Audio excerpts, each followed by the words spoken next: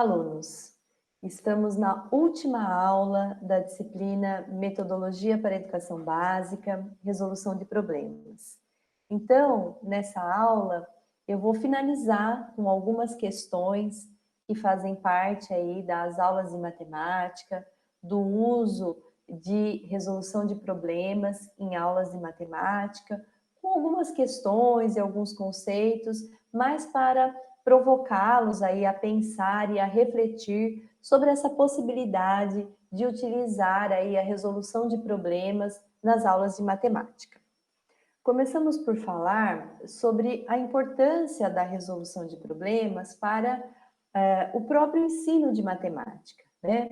Então, só para a gente pensar a respeito, né, refletir um pouquinho, eu trago aí alguns estudos, né, e alguns autores que discutem também essa questão, né?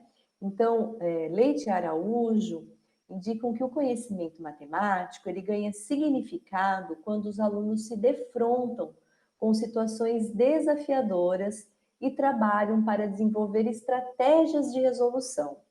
Daí a importância de tomar a resolução de problemas como um ponto de partida da atividade matemática e não mais como uma série de exercícios para aferir se os alunos aprenderam um determinado conteúdo ou não, né? Então, o que esses autores apontam, né? Que o aluno simplesmente saber resolver um exercício não vai indicar se ele realmente está aprendendo ou não. Mas quando eu trago uma situação, problema desafiadora e ele tenta resolver, né, mobilizando os conhecimentos que ele possui ou buscando novos conhecimentos, eu posso ter um diagnóstico melhor dessa aprendizagem desse estudante, né? E D'Ambrosio afirma que a resolução de problemas ela pode contribuir para que o aluno construa os conceitos matemáticos através de situações que despertem a sua curiosidade matemática, né? É muito importante, gente, nós levarmos os nossos alunos a pensarem matematicamente, né? Porque às vezes a matemática ela é algo que está muito distante do pensamento dos nossos alunos. A matemática é algo que muitas vezes ele deixa só lá para a sala de aula, né? Então, o problema ele pode levar a uma curiosidade matemática, né? Sendo que nesse processo o aluno envolve-se com o fazer matemático no sentido de criar hipóteses e conjecturas e investigá-los a partir da situação problema proposta. Então, você leva o aluno a um passo além, né? Que não é só, olha, eu vou fazer uma conta de mais, uma conta de menos, uma subtração, né? Não, ele vai pensar a respeito de possibilidades de resolver aquele problema, né? Por isso que a resolução de problemas aí na matemática envolve aprender tanto sobre a resolução de problemas, então o aluno vai aprender a resolver problemas, como também ele vai aprender a matemática para tentar resolver um determinado problema. Então ele fala, olha, para que eu consiga resolver esse problema, a matemática, eu preciso aprender matemática, né? Como também eles podem aprender matemática através da resolução de problemas. Então, muitas vezes ele, num primeiro momento, ele não compreende que para que ele possa resolver aquele problema, ele precisa da matemática, mas no momento que ele está resolvendo esse problema, ele vai aprendendo matemática. Então, a resolução de problemas, ela mostra essas possibilidades, né? Aprender matemática para resolver problemas ou aprender matemática enquanto se resolve esse problema. Então, Furlaneto diz que a abordagem da matemática através da resolução de problemas, ela pode contribuir para a formação de cidadãos mais autônomos e críticos, à medida que o aluno torna-se agente da sua própria aprendizagem, criando os seus métodos e estratégias de resolução, em contrapartida a metodologias mais tradicionais, onde predomina a memorização e a mecanização. E aqui eu quero chamar a atenção de vocês a respeito de uma questão, né? É muito importante que o aluno seja ativo aí na aprendizagem, a gente já falou isso em várias aulas, né? Ele participar, ele construir, ele propor, ele falar, ele explicar, né?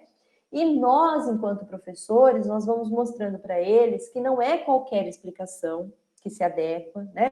Que ele não pode usar qualquer coisa, né? A gente vai orientando e vai mostrando o que realmente é plausível, o que realmente é um conhecimento matemático, o que não é, né? Por isso que é muito trabalhoso para o professor, né? Porque não é qualquer resposta que pode ser aceita, não é qualquer tipo de resolução, né? A gente vai orientando para que essa resolução ela esteja realmente alinhada ao que a gente está trabalhando em termos de aprendizagem matemática, né?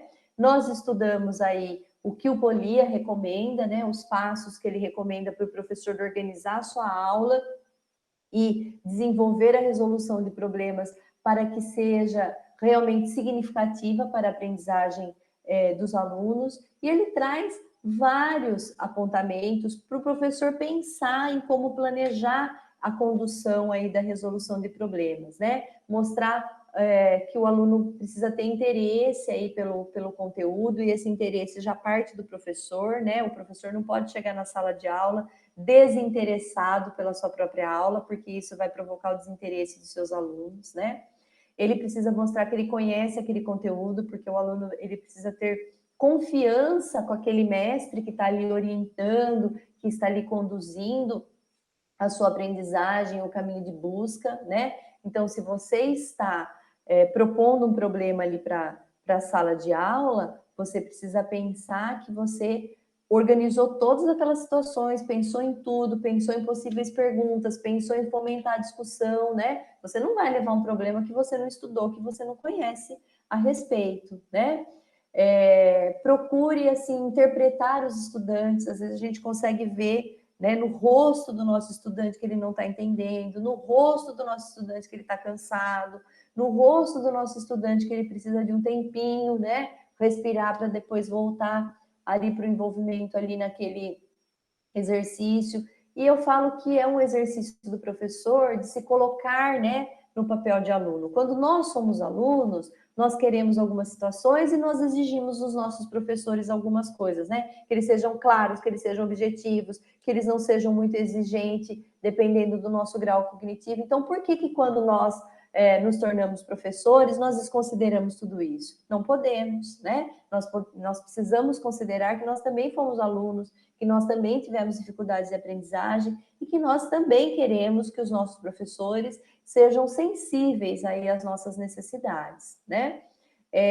Nós não podemos chegar nessa aula e já trazer tudo pronto, né? Porque nós tiramos a possibilidade do aluno construir por ele mesmo. Então, nós precisamos, sim, criar condições para essa construção, né? Nós precisamos aí fazer com que os meus alunos não apenas tratem informações, mas eles tratem conhecimentos, né? A informação, ela é algo mais superficial, o conhecimento ele é algo mais aprofundado, então nós não estamos somente informando os nossos alunos, nós estamos construindo conhecimentos em sala de aula, né? Nós precisamos mostrar para eles que sim, que eles podem participar durante as nossas aulas, que eles podem perguntar, que eles podem sugerir, né, o dar palpites, por exemplo, né? E aí a gente vai ensinando que tipo de palpite é esse, né? Que não é qualquer palpite, que é um palpite condizente às nossas discussões ali em sala de aula, condizente ao problema que está sendo estudado, que está sendo pensado, né? Ele precisa demonstrar aquilo que ele aprendeu, então como que ele pode expressar aquilo que ele aprendeu? De forma oral, de forma escrita, através de um desenho, né? Como que ele pode e ele deve, sim, expressar, e nesse momento que o aluno está expressando é que a gente consegue identificar uma série de questões importantes, né? Sanar dificuldades desses alunos, sanar dúvidas, às vezes é uma dúvida extremamente simples, que é fácil da gente resolver, em outros momentos a gente precisa fazer algumas retomadas, né? Conforme a gente vai apresentando o problema, a gente tem que ir apresentando passo a passo, é que nem a busca de um tesouro, né? Que o aluno vai encontrando charadas aí no meio do caminho, e isso vai motivando, vai engajando muito mais o aluno a participar, né? E nós não estamos ali na sala de aula para falar, não, esse conceito é assim e você tem que aceitar, né? Que é colocado aí como fazer o aluno engolir a força. Não, né? Nós vamos sugerir, nós vamos mostrar, nós vamos representar.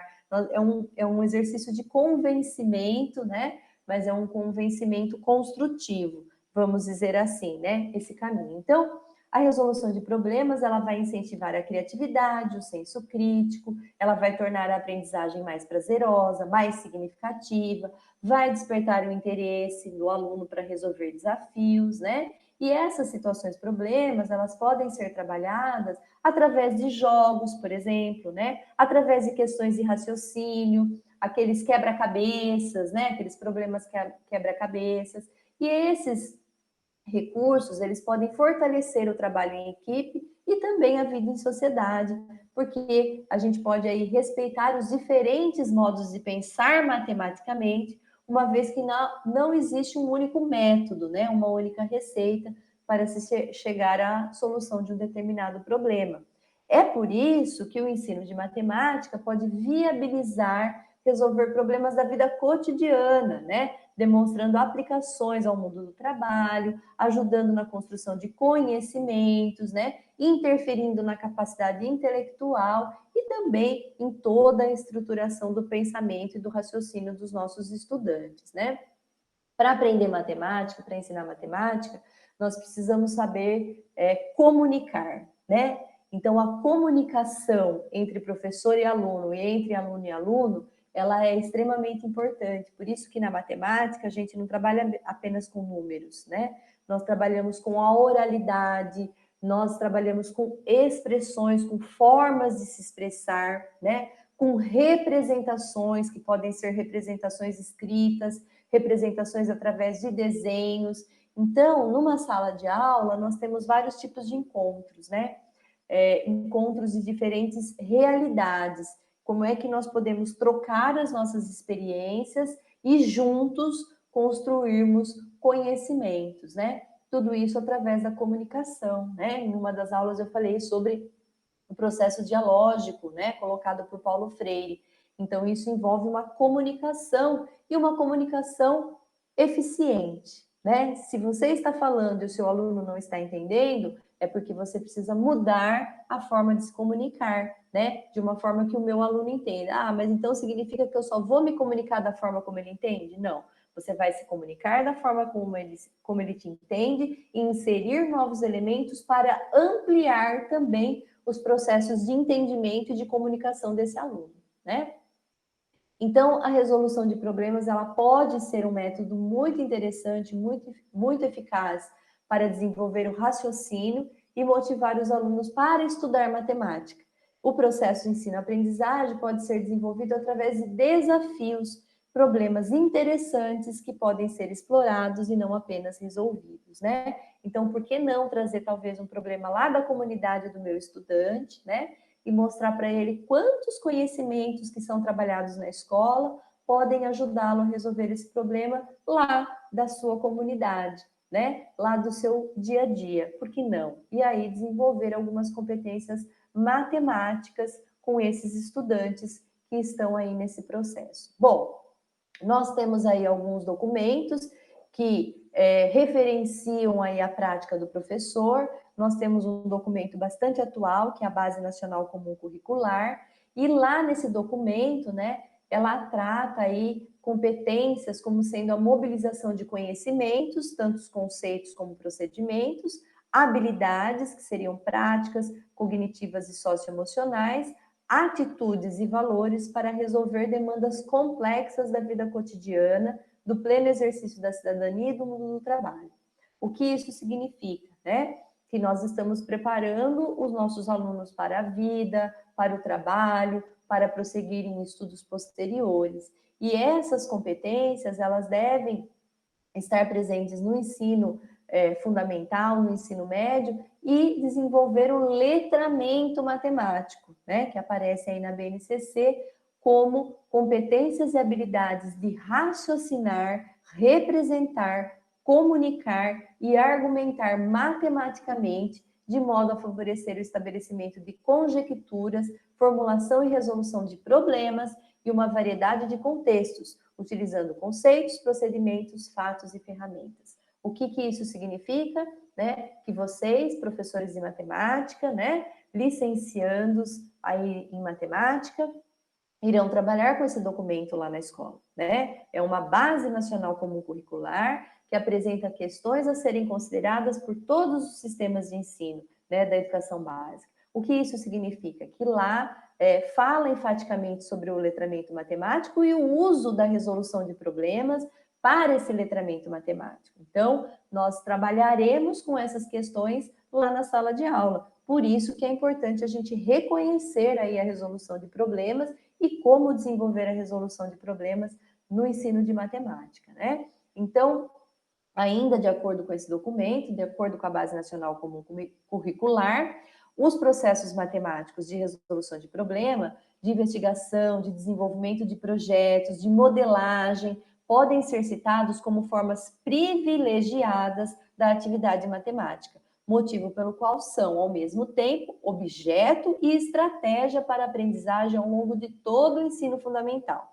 Esses processos de aprendizagem são potencialmente ricos para o desenvolvimento de competências fundamentais para o letramento matemático, que seria aí o raciocínio, a representação, a comunicação e a argumentação, e para o desenvolvimento do pensamento computacional, né? Algo aí extremamente presente na sociedade contemporânea, né? O uso da tecnologia, o uso de computadores, o uso da internet, né? Quanto de conhecimento matemático nós temos, né, na criação de artefatos, né, como os computadores, na criação da internet, né? E nós precisamos entender isso, não é verdade?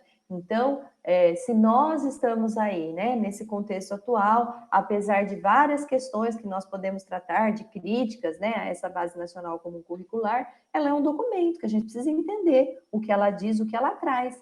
E a resolução de problemas, ela é apontada aí como algo bastante interessante para o trabalho com a matemática em sala de aula. E o que o professor precisa pensar aí nesse caminho, né? Que ele precisa ter uma prática reflexiva, né? Uma prática que considere o estudante, o trabalho em equipe, promoção de vários exemplos, de várias questões que os alunos possam pensar e possa levar os alunos a aprender. Então, o professor não é mais o centro das atenções, né? O protagonista de tudo vai ser o aluno, e o professor tem um trabalho muito importante de mediar e de favorecer esse protagonismo, né? De orientar as práticas e trazer novos elementos para fazer o aluno avançar, né? Partindo daquilo que ele sabe e avançando em busca de novos e novos conhecimentos, tanto no ambiente escolar, como também para a vida desse aluno, né? Os conhecimentos que nós tratamos, eles também abordam questões da vida cotidiana desse aluno. Então, nessa aula, nós conversamos um pouco sobre alguns aspectos gerais, né? Eu até trouxe para vocês algumas indicações de um documento bastante recente, que deve ser estudado pelos professores, pelas escolas, para verificar as suas recomendações, e nesse documento é apresentada a questão da resolução de problemas como um caminho, né, para desenvolver o pensamento crítico do estudante, levar o aluno a aprender, levar o aluno a aprender questões do contexto escolar e do contexto da sua vida cotidiana. Pensem, né, na possibilidade aí da incorporação da resolução de problemas na disciplina de matemática como uma possibilidade muito rica de aprendizagem, não apenas para os alunos, mas para você enquanto professor, né? De pensar estratégias, de pensar metodologias, de aprender como que aquela turma está se desenvolvendo e está construindo as suas formas de pensar matematicamente.